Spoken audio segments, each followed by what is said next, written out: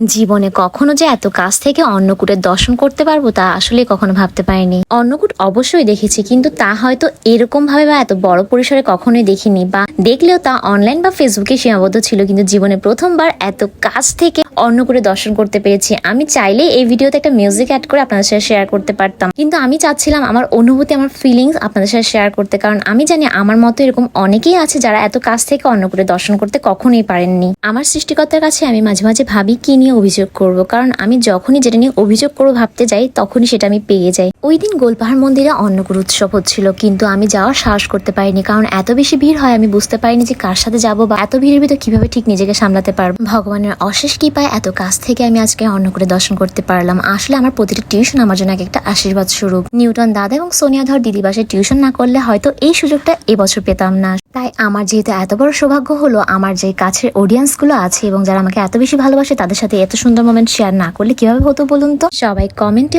অবশ্যই জয় রাধে রাধে লিখে যাবেন এবং নেক্সট কোনো ভিডিও দেখা হবে। ততক্ষণ সময় ভালো থাকবেন, সুস্থ থাকবেন। আজকের মতো টাটা।